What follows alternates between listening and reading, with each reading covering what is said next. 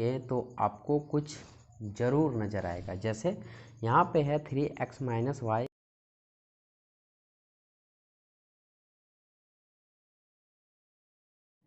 हमें क्या करना है, समीकरण 2 में 3 को बिठा देना है, यानी कि समीकरण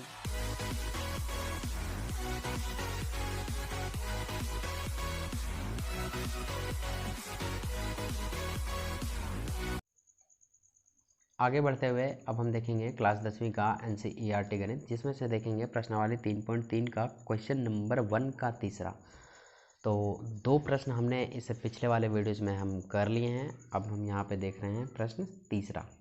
प्रश्न है यहाँ पर 3x माइनस वाई बराबर 3 और 9x माइनस 3y बराबर 9। तो यहाँ पे सबसे पहले ऊपर वाले को समीकरण 1 और नीचे वाले को समीकरण 2 हम ले लेते हैं। अब यहाँ पर लेकिन अगर आप गौर करेंगे तो आपको कुछ ज़रूर नज़र आएगा। जैसे यहाँ पे है 3x माइनस वाई बराबर 3 और यहाँ पे 9x माइनस 3y बराबर 9। यहाँ पे अगर देखेंगे तो 3 हमारे पास कॉमन निकल रहा है, तो यहाँ पे हम 3 को कॉमन ले लेंगे। कॉमन जैसे ही हम लेंगे तो अंदर में क्या बचेगा, 3x और यहाँ पे y बराबर में 9। तो यहाँ पे ये जो 3 है ये बराबर के उधर चला जाएगा तो भागा में हो जाएगा, अभी चूँकि गुना में है, बराबर 9/3।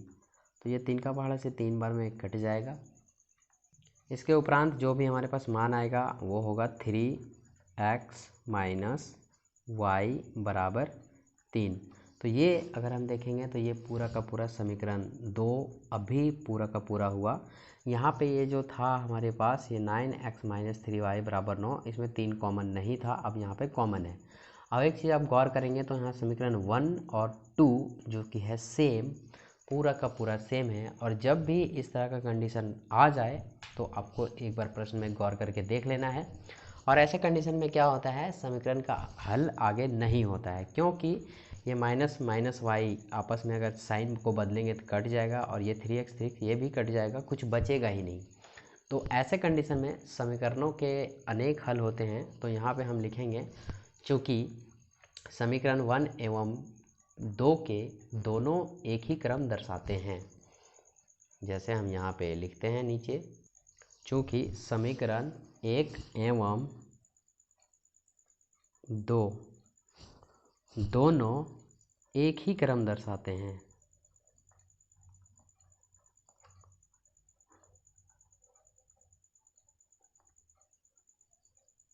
एक ही क्रम दर्शाने का मतलब ये है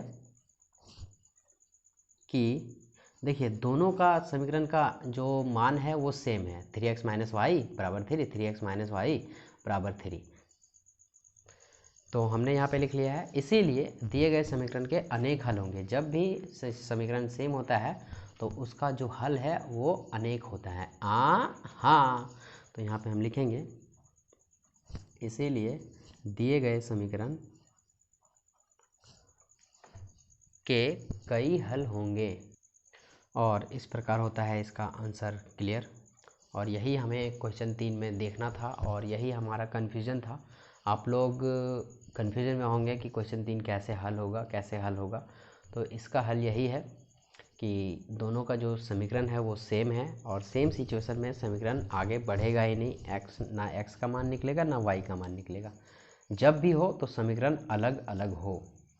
अब हम चलते हैं इसके चौथे प्रश्न पे। चौथा जो प्रश्न है वो थोड़ा देखने में पेचीदा लग रहा है, लेकिन आप यकीन मानिए ये प्रश्न और भी आसान है। हाँ, आप अगर गौर करेंगे तो आप देखेंगे कि ये जो पॉइंट्स आपको दिख रही हैं, यहाँ भी 1 अंक के बाद पॉइंट और इसमें भी 1 अंक के बाद पॉइंट, तो पॉइंट्स क्या होंगे, आपस में कट जाएंगे ऊपर नीचे। यहाँ भी 2 अंक के बाद पॉइंट है और यहाँ भी 2 अंक के बाद पॉइंट है, तो ये भी पॉइंट्स आपस में कट जाएंगे और यहाँ भी पॉइंट्स आपस में कट जाएंगे। तो पॉइंट्स कटने के बाद हमारा क्या बचेगा, सिर्फ यहाँ पे 2x बचेगा। मान लीजिए आप पॉइंट्स को काट दिए और नीचे बचेगा 4x प्लस का प्लस, यहाँ भी पॉइंट कटेगा तो 3 और y और यहाँ पे 5y, ये प्लस का प्लस बराबर में पॉइंट कटने के बाद ये हो जाएगा 13 और ये हो जाएगा 23, ठीक। और इसे हम समीकरण 1 मान लेंगे और नीचे वाला समीकरण 2 मान लेंगे। बातें समझ में आ गई? तो हम इसे हल कैसे करेंगे, पॉइंट को हटा करके, ठीक है। अब एक बात और आपको देखना है कि दोनों समीकरण सेम तो नहीं है। अगर दोनों समीकरण सेम निकला तो क्या होगा, समीकरण के अनेक हल हो जाएंगे। हाँ, समझे कि नहीं? तो यहाँ पे हमने देख लिया है समीकरण जो है सो सेम नहीं है, क्वेश्चन तीसरा की तरह। क्वेश्चन तीसरा का जो समीकरण था वो पूरा का पूरा सेम था, इसीलिए इसका आगे हल हुआ ही नहीं। यहाँ पे सबसे पहले अब हम समीकरण 1 से स्टार्ट करेंगे। लिखेंगे समीकरण 1 से। समीकरण 1 है 2x + 3y = 13। समीकरण 1 आप लेने के बाद हमें x का मान निकालना है, तो यहाँ से हम x का मान ले लेंगे। यहाँ लिखेंगे 2x = 13 और ये जो आपको 3y दिख रहा है ये बराबर के इधर आ जाएगा, तो यहाँ पे है प्लस में, बराबर के आएगा तो माइनस में हो जाएगा। x बराबर यहाँ हम लेंगे 13 - 3y, 13 - 3y, और ये जो आपको 2 दिख रहा है ये गुना में है, बराबर के बाद इधर आ जाएगा तो ये हो जाएगा भागा में, तो सिंपली हम इसे भागा में ले आएंगे। अब देखिए यहाँ पे चूँकि x का जो मान निकल गया है इतना, ये कहलाएगा समीकरण 3। 13 - 3y बट्टा में 2। अब यहाँ पे जैसे ही समीकरण 3 निकाल लेते हैं, हमें क्या करना है, समीकरण 2 में 3 को बिठा देना है, यानी कि समीकरण 2 में x का मान प्रतिस्थापित करना है। तो यहाँ पे हम लिखेंगे समीकरण 2 में x का मान प्रतिस्थापित करने पर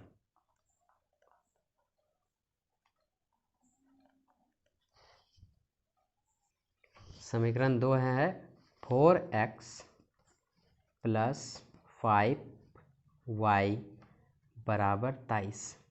अब जहाँ जहाँ भी x है वहाँ हमें x का मान नहीं रखना है और रखना है ये पूरा मान। तो यहाँ पे हम 4 का 4 लेते हैं और यहाँ पे x का जो मान है वो है 13 और -3y बट्टे में 2, ये पूरा का पूरा x का मान है। उसके बाद ये प्लस रहा, प्लस के बाद 5y और बराबर में 23। अब हम इसे हल करेंगे। अब क्या करेंगे, ये 2 जो है सो ये ख़त्म हो जाएगा कितना बार में, 2 बार में। 2 का पहाड़ा 4, 2 बार में कट गया। अब ये जो 2 है इससे गुना होगा तो हो जाएगा 2 × 13 = 26 -2 × 3 = 6 और ये y का y, और यहाँ पे प्लस ये हो जाएगा 5y = 23। आगे हल करेंगे तो यहाँ पे 26 और यहाँ पे 6y + 5y, तो ये माइनस में है तो यहाँ पे माइनस बराबर में 23 बचेगा।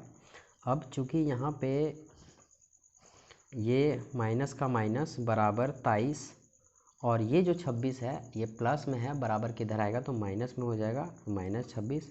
तो -y = 23 में 26 जाएगा तो कितना बचेगा, -3 बचेगा। अब चूँकि बराबर के दोनों साइड माइनस है इसलिए माइनस माइनस कैंसिल हो जाएंगे और y का जो फाइनली मान निकलेगा वो 3 निकलेगा। तो एक आंसर यहाँ पे हमारा आ चुका है। अब हमें दूसरा आंसर लाना है, तो दूसरा आंसर लाने के लिए हमें क्या करना होगा, इस y के जो मान है उसे हम लोग समीकरण 3 में बैठा देंगे। तो समीकरण 3 ये रहा, तो यहाँ हम लिखेंगे y का मान समीकरण 3 में प्रतिस्थापित करने पर। समीकरण 3 है x बराबर 13 - 3y बटा में 2।